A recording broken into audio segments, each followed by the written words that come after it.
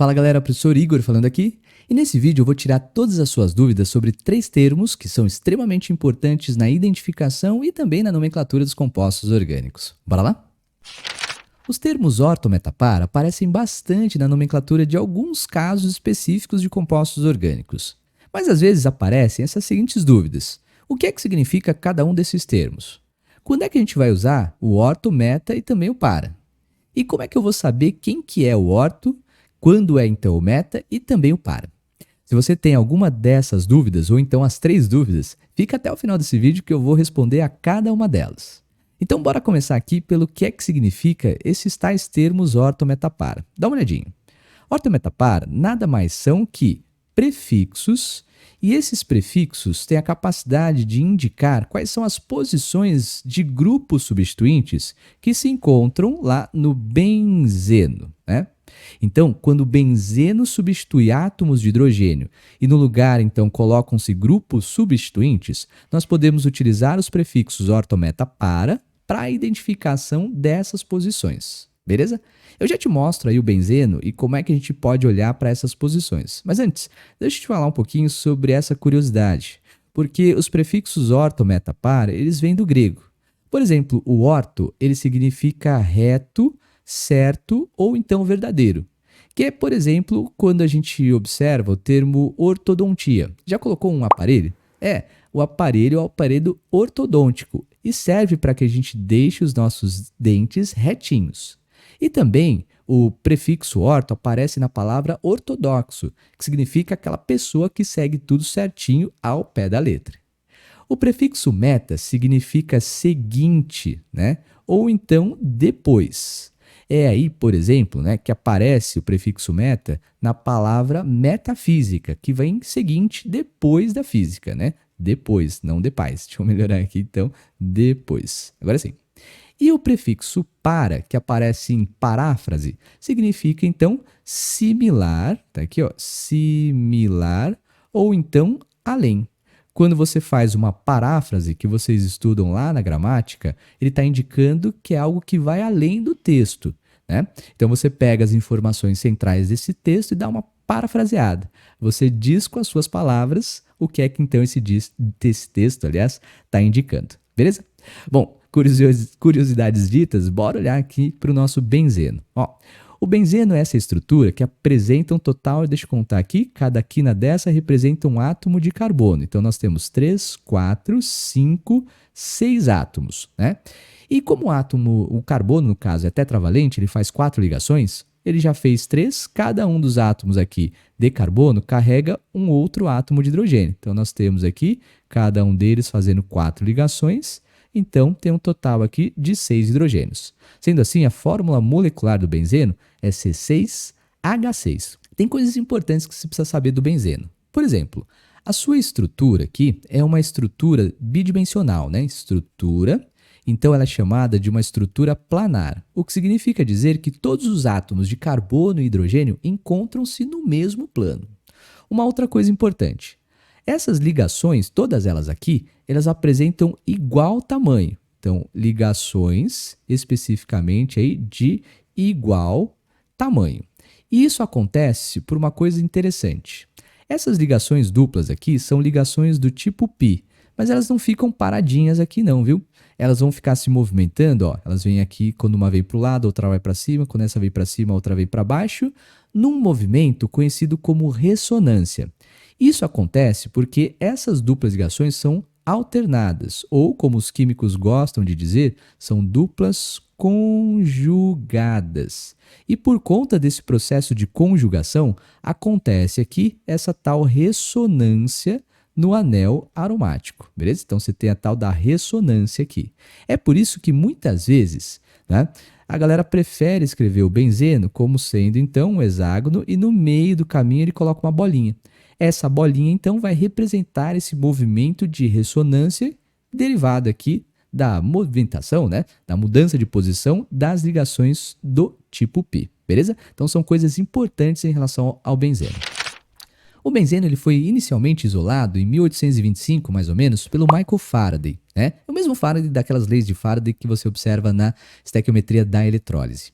E ele percebeu que a proporção, a fórmula mínima, era de 1:1 entre átomos de carbono e hidrogênio, mas ele não soube especificamente identificar quantos eram esses átomos de carbono e hidrogênio. Vários outros cientistas começaram também a trabalhar e estudar o benzeno. Até que mais ou menos em 1865, uns 40 anos depois, o Kekulé ele consegue desvendar a estrutura do benzeno. Ele fala que a estrutura era sim uma estrutura circular, como a gente conhece ela hoje, que tem um total de 6 átomos de carbono. Então, como o Faraday já tinha descrito, 6 átomos de carbono na proporção de 1:1 eram 6 átomos de hidrogênio. E que para isso acontecesse, então você teria que ter duplas ligações. São 3 duplas ligações alternadas, ou como eles chamam hoje, de duplas ligações conjugadas. Mas o mais interessante é que o Kekulé ele fala que descobriu essa estrutura, então planar e circular, porque ele teve um sonho. Ele estava sonhando que tinha um monte de cobra lá e de repente ele viu uma que começou a morder o seu próprio rabo. E começou então a formar uma estrutura circular. Vai vendo a história, né? Então depois de um cálice de vinho ou 2, ele sonhou que tinha essa estrutura por conta da cobra que mordia o seu próprio rabo. Tem até uma figura mitológica, se eu não me engano é do Ouroboros, vou colocar aqui a imagem dele, né? E então que mostra uma cobra numa estrutura circular que morde seu próprio rabo, beleza? Ó, só por essa história já valeu o like, hein? Bora então voltar para nossa luzinha aqui. Bom, já sabendo então o que é o benzeno, a gente já sabe quando é ou o que significa especificamente esses tais prefixos ortometapara, né? Quando é que nós vamos fazer a utilização de cada um deles? Então olha só. Quando é que a gente usa? A gente vai usar quando nós tivermos benzenos que são chamados de disubstituídos. Disubstituídos. Ô Igor, o que significa isso? Significa dizer que, olha só, o benzeno, como nós vimos, tem um total aqui de 6 átomos de carbono e 6 átomos de hidrogênio. Se nós então retirarmos, por exemplo, 2 desses átomos de hidrogênio, né? E no lugar colocarmos grupos substituintes, que podem ser aqueles grupos comuns, né? O metil, lembra desses grupos? O etil, né? O propil, isopropil. Vale lembrar que cada um desses grupos aqui, né? Eles são chamados de grupos alquilas, porque eles são derivados dos alcanos, beleza? Se você não sabe sobre esses grupos, eu vou deixar aqui o link da aula que a gente comentou sobre esses grupos na descrição desse vídeo, né? Então, se a gente substituir um hidrogênio, vai ser um anel, né? Vou colocar aqui, vamos colocar um X genericamente representado. Eu tenho um anel monossubstituído. Aí eu não vou utilizar o prefixo ortometapara. Mas, se eu retirar um outro átomo de hidrogênio e substituir, pode ser substituído igual ou diferente, tá? Então aqui eu vou colocar igual, mas poderia ser diferente.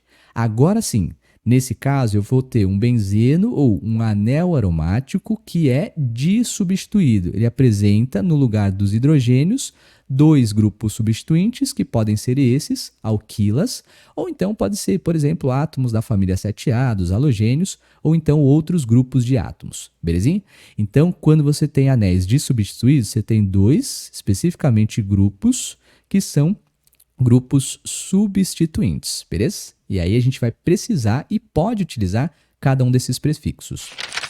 Se você não sabe como é que se faz a substituição no anel aromático, eu vou deixar a aula sobre as reações de substituição na química orgânica aqui na descrição desse vídeo. Vale super a pena você olhar aí o que é e como é que se faz essas substituições no caso, agora sim, para conseguir entender por que é que a gente vai ter que utilizar essa nomenclatura, beleza? Bora voltar então para a luzinha.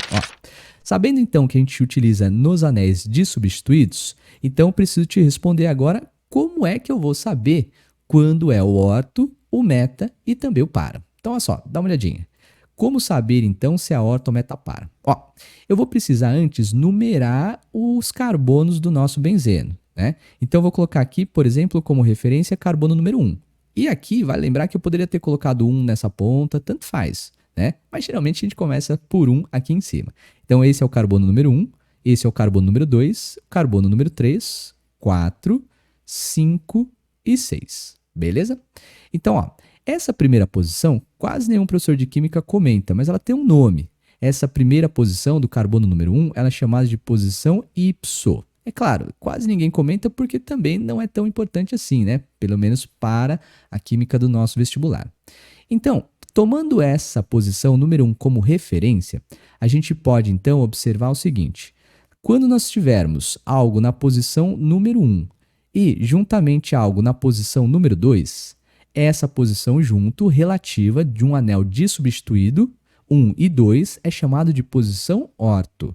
Então, quando nós tivermos com o prefixo orto, que também pode ser indicado apenas com O minúsculo, nós vamos ter as posições, então vou indicar aqui as posições, que são posições relativas 1,2, beleza?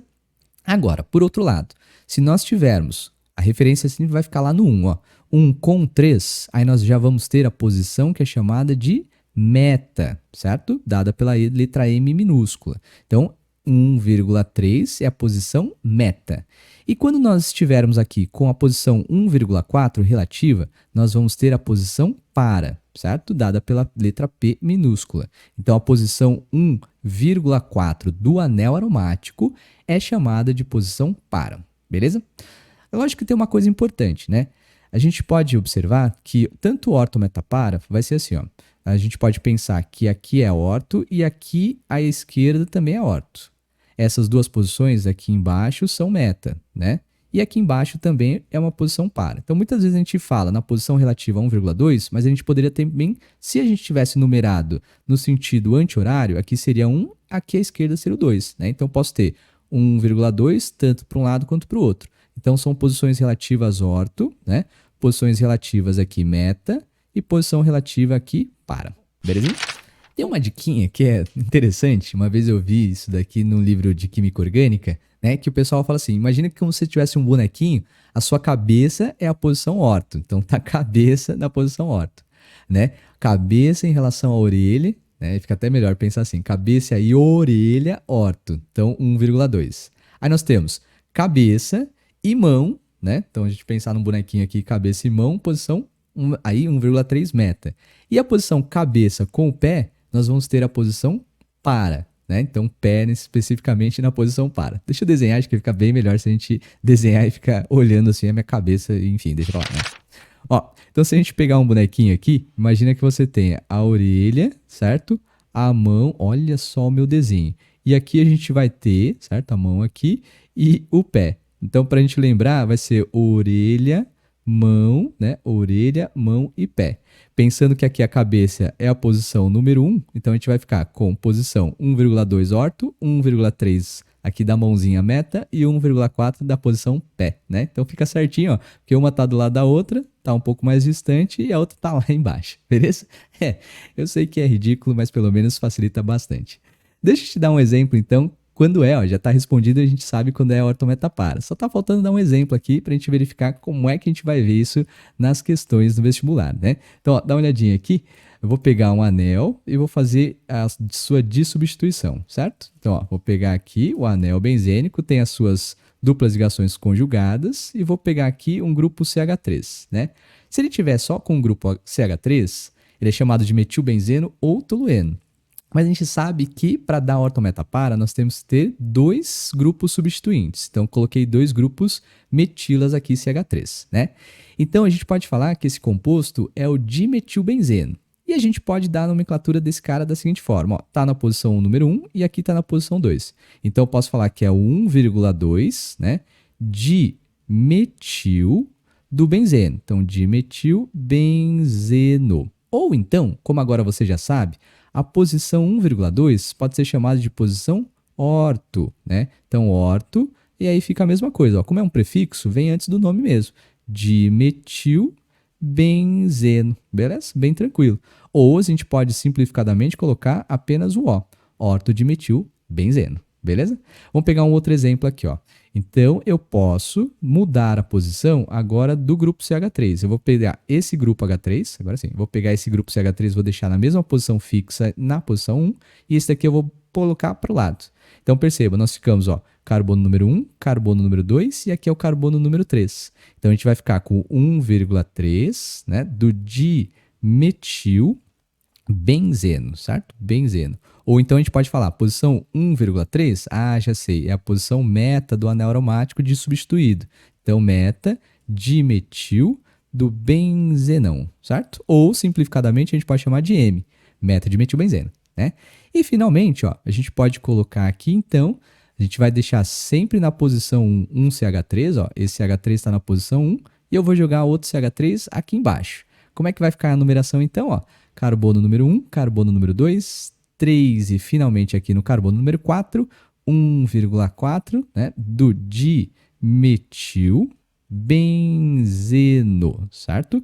E a posição 1,4 é chamada de posição, né? Para, então, dimetil, nossa, ficou horrível isso aqui, dimetil benzeno. E, finalmente, a gente pode colocar apenas como P minúsculo, o para de, nossa, isso daqui ficou horrível, né? Deixa eu escrever de novo, tá feio demais. Dimetil benzeno. Não melhorou muito, mas tá ok. Certo, turma? Então, ficamos aí com 1,2 posição orto, 1,3 posição meta e 1,4 posição para. Beleza? Tem coisas importantes também, claro, né? Essas posições aqui, elas vão identificar os isômeros. Esses três aqui anéis aromáticos dissubstituídos, né? Eles são chamados de isômeros do benzeno, ó. Isômeros, certo? Especificamente de posição do benzeno. Então, tem vários exercícios que falam, olha, e os isômeros de posição do benzeno? Quem seriam eles? Então, eu já sei. É o isômero orto, o isômero meta e também o isômero para, beleza? Se você quiser saber um pouco mais sobre a isomeria de posição, eu também vou deixar o link aqui dessa aula na descrição desse vídeo. E, aliás, tem uma coisa super interessante em relação aos orto-meta-para, que são os grupos dirigentes orto-para e o grupo meta-dirigente. Já clica aqui nesse vídeo que eu te mostro quem são os grupos orto-para e meta-dirigente. A gente vê numa próxima aula.